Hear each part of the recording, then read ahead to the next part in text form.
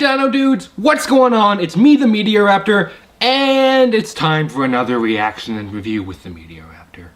But hey, you know what? This time, I'm at least 80% sure I have a good movie. You know why? It's a 2016 animated movie from DC. That movie is Batman Bad Blood. Insert your joke about bat blood here. Oh, it's so sad to think of all the coffee, you and I. 'Cause baby, now we've got bad blood. You know we used to be best buds. So take a look what you've become.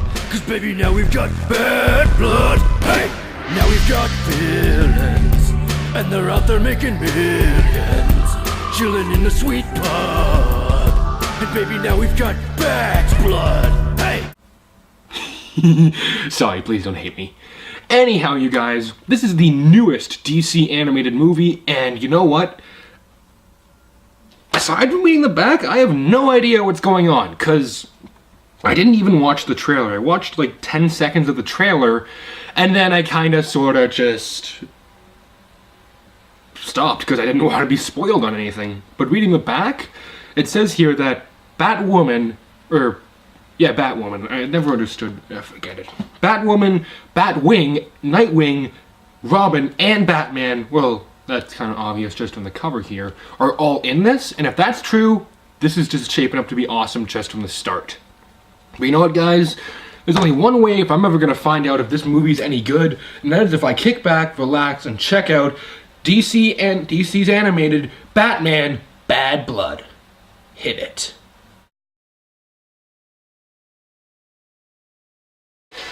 Okay, that was an awesome way to start this movie. I can't wait to see where this goes. Oh my gosh.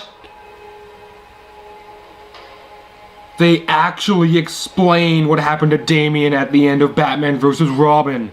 They're not just leaving it open. That's amazing.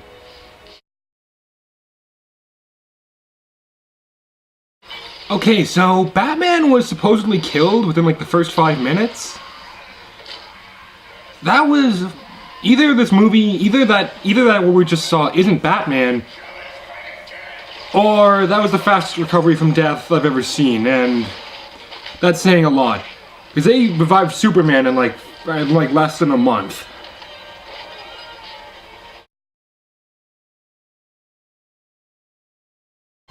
Okay, I don't know if this heretic guy's been in any comics before. If he has, someone tell me. I want to find comics with this dude. This is one of the coolest villains, or at least coolest Batman villains I've seen in a long time.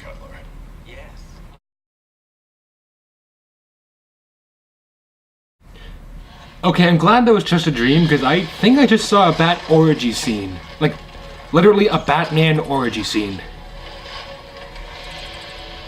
Yeah, this is like a weird nightmare thing, but I just saw like a Batman orgy. Or at least with Bruce Wayne. Like, I don't want to talk about what I just saw.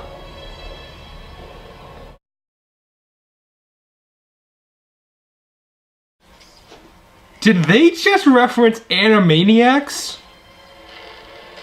Oh my gosh, they did! Oh, okay, you know what, guys? Not only was that one of the best lines in this whole movie, but Batwing's just awesome.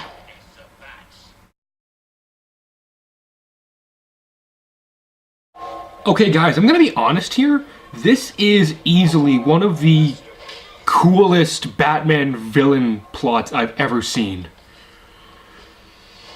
Like, I've seen a lot of like Batman villains have really cool and creative plans, but I'll talk about it more in the review, but this is just awesome what they're doing.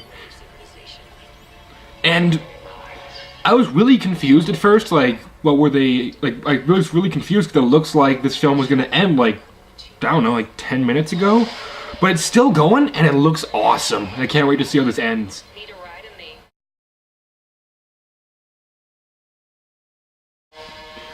Wait, so this thing ends with Batgirl showing up? That That was awesome! Okay, sorry, I just wanted to get that out. Well, guys, that was Batman Bad Blood, and that was fantastic. Like, that was an awesome, awesome movie. Like, wow, that was great. Let me just pop it out, and I'll talk about it. So,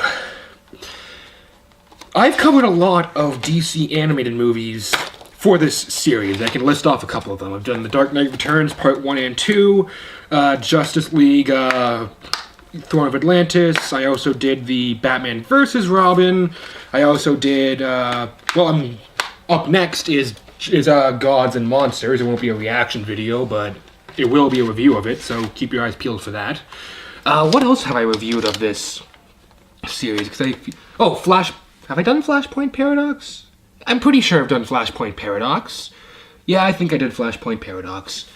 And, yeah, so how does this hold up to all the others? It's up there among the best. Like, this thing is up there with Flashpoint Paradox and The Dark Knight Returns. It is awesome. And a whole lot of that has to come from the writing, which is where, obviously, I'm going to start. So, what made this writing so good? Part of it was the characters, how it was sort of a conclusion, in a way, to the trilogy of Son of Batman, Batman vs. Robin, and, well, now Batman Bad Blood. It was the first Son of Batman and Batman vs. Robin were very clearly connected. They were Son of Batman, then Batman vs. Robin was the sequel to Son of Batman. This is like the pseudo-second sequel to Batman vs. Robin, and the only reason I'm saying that is because there are plenty of references to the Court of Owls, and when we first catch up with Damian, he's still in the Himalayas where he left for at the end of Batman vs. Robin. Spoilers, but I don't care. Yeah, so, and pretty much, that's kind of where the movie starts. It starts with, of course, this huge fight scene with Killer Moth and Firefly, too, as well as Tusk, I think, or was it? Yeah, it was Tusk, and Blockbuster. Well, no, he was in Dagava or something. He was fighting Nightwing somewhere else. I'm jumping around, let me explain. So, when the movie starts, we start off with Killer Moth and... it says on the back here. Yep. Firefly, Tusk, and Killer Moth, who are, well, I didn't know who Tusk was until now, but to me, at least Firefly was a highly underrated DC villain. I really liked him because of the Arkham Origins game, and you know what, I liked Arkham Origins, shut up, it wasn't a bad game! But he was kind of an underrated character. I always thought he was a cool character, he was funny at least, like, he wasn't dead serious, but he was at least kind of threatening. And they had fun with him, and I respected that about them. So Killer Moth, who I didn't know until now, and Tusk, who I didn't know till now, are just kind of fighting around with Batman. Then Batwoman shows up, who I thought was Batgirl, but apparently I'll touch on that in a second. And of course, then an explosion goes off, because, hey, why not copy Michael Bay? No, but seriously. And of course, they think Batman's dead. And if you think this is turning into that episode of Batman the Animated Series, you couldn't be further off from the point. The first time I came back, I said it seemed like Batman had come back. Well, no, he hadn't. Nightwing, probably my favorite DC superhero. Lobo is my all-time favorite DC character. But if we're talking superheroes, it is easily Nightwing or Batwing, but I'll get to Batwing in just a second. Nightwing kind of becomes Batman just because, it's a thing. And so he's going around, and they team up with Batwoman, and eventually Batwing kind of joins in, even though no one asked him to, but he's still awesome, and I want to see more of him in the future. And they're trying to find Batman. There's two other things I want to talk about, which are the characters and the threat. So you guys, I've read a lot of Batman comics, I've seen a lot of Batman movies, and I've seen a lot of really cool ideas for how to try and kill Batman. If it's, like I said, in Batman vs. Robin, using Damian to turn him against him, or if it's just straight up trying to shoot him, or if it's trying to set up, like with Joker, or like with Riddler trying to set up these elaborate traps which drive him insane. Like, I've seen a lot of really cool stuff throughout the years. This easily had one of the best. Because what the plot was, and this is a massive spoiler, so if you don't want to hear it, just fast forward. Talia al Ghul comes back, and I don't really know why, but she's the bad guy, or at least one of the villains, and I never liked her, so okay.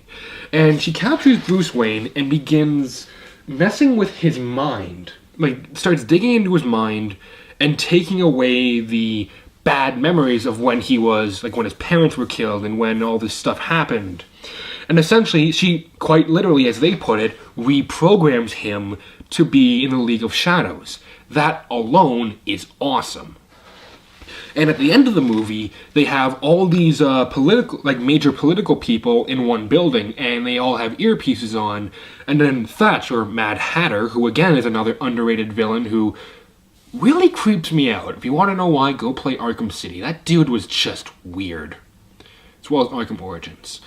And a couple other guys who they managed to literally hack into them and screw with the communications and that are being sent out, and they're literally brainwashing all the big political leaders of the world so that the League of Shadows will literally be able just to take over the world that way. That's awesome. And as you saw my reaction, Batgirl actually shows up at the end of this movie. I'm not sure if that's a reference to the fact that she's going to be in future movies, or if because they're working on The Killing Joke as an animated movie, which would be awesome when it comes out. I can't wait for it.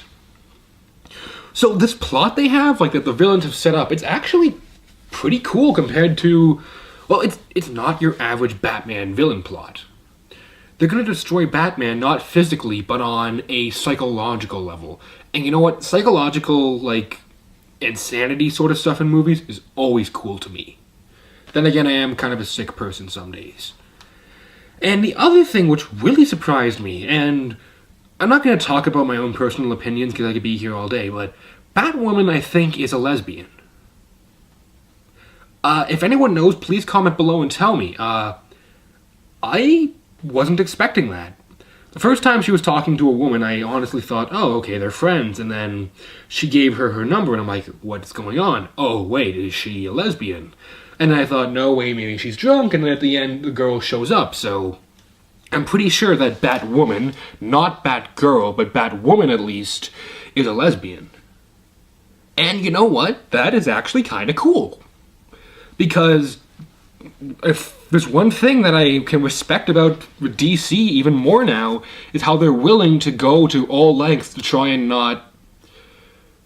make all their characters as different as possible. I'm just trying to say this without messing it up. I'm just going to say it, and if it sounds messed up, comment below and tell me. They're trying to incorporate all different races, beliefs, and sexualities. The whole belief part isn't really a big factor in this, but all different races and sexualities, they're kind of trying to bring together. And you know what? I don't have a problem with that. In movies. In real life, I don't want to talk about it. But at least in this kind of a setting, it was pretty cool. And all the new characters, all the new villains, I talked about their plan, but the new villains are awesome. So, and since we have such an awesome story and awesome writing and awesome characters, it only makes sense that we would have... No, I'm not done yet. Batwing. This dude is awesome. I want there to be a solo Batwing movie. Okay? Batwing easily became one of my favorite DC heroes. I gotta go out and find if there's Batwing comics. If there are, I'm buying them and I'm reading them and I'm gonna love them. Because Batwing is awesome. And this is the first time that he's ever appeared in any media. He's not in Lego Batman 3. He's not in Injustice. And by the way, if I could go back and actually alter my top 10 Injustice characters list, I'd add Batwing to it, because I want Batwing in Injustice. And it's kind of... I'm not going to talk about Arkham Knight, because I can't really spoil a whole lot, but if they do make another Arkham game of any sort, or another Batman game, or another DC game like Arkham Knight or Arkham City, I want Batwing in it as a playable character, or even a DLC pack. That would be awesome. He is just so cool. He is just such an interesting character, and he's just so much fun to watch. But, I was kind of jumping around there. So what would these awesome characters be without awesome acting? And you know what? We have awesome acting. We have all the same recurring characters, if they list them on the back here. We have Jason O'Mara, Yvonne Stworski, don't know who that is, Stuart Allen, Sean Mayer, and Marina Bascarni, I don't know how you pronounce that. We have actors who have either been in these animated films before and can do a great job, or in the case of, I believe, Batwing and Batwoman, are newcomers but still do a great job. The only character who has a noticeably different voice, and it might be he has the same voice, it's just been a while since I've watched Batman vs. Robin, is Alfred. But even still, his new voice actor is great. Like, I'm not complaining, it's just, it is kind of noticeable that you can tell it's a different voice actor. Yeah. Oh wait, one thing I wanted to talk about in writing, and this kind of ties into acting, is the humor. The humor and the darkness. This movie is surprisingly, like, very dark at times. The way they kill certain villains, like, it is about as dark as Joker snapping his own neck. Like, there are some really graphic images in this. But at the same time, there's actually some really good comedy that made me laugh pretty hard. You saw, like, the Animaniacs reference, or at least my reaction to it. There's a lot of, like, after something blows up, they're like, oh, that can't be good. Like, just humor like that, which is just in the moment, you don't see it coming, and it makes you laugh, because it pulls you out for a second, and then you go right back in. That sounded like a really dark, like a really dirty joke. I didn't mean it like that, I'm sorry. Anyhow, so all the actors do a great job, and, well, pretty much the animation, spot on as well. But then again, this is Warner Bros. Animation, and it's a DC Universe original movie. There's not been a single DC Universe movie I've seen that had bad animation in it. All the animated DC films I've seen so far, even the animated TV shows from like the 2000s, look great. And you know what? They did a great job in this movie with the character designs, with the textures, with the cities, with the shading, with the gore. Like, everything looks awesome in it. Sound mix is great. The animated lighting is great, like the way they set the mood and stuff like that is awesome. The soundtrack's is a pretty cool soundtrack. It goes from like dramatic action to occasionally rock and roll when they're fighting, and you know what, I'm totally down for that. The only thing that would have been cooler is if they played this. 1 second. If you want to make a Batman movie and make it just even more dope than it could already be, here's what you do. And you are now about to witness the strength of street knowledge.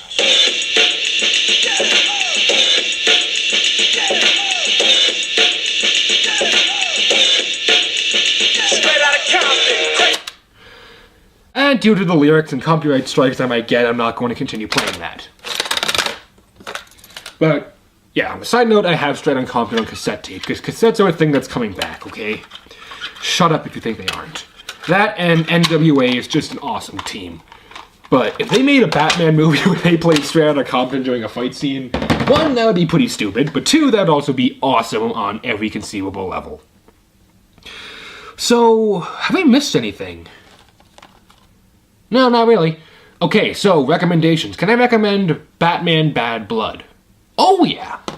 This thing, I got it for $10 because of this whole big sale going on at Best Buy, where I actually picked up a lot of the newer DC animated films and the older ones I didn't have because of Batman vs. Superman coming out. But anyhow, this thing is worth $10, it's worth $25. You guys need to go watch it.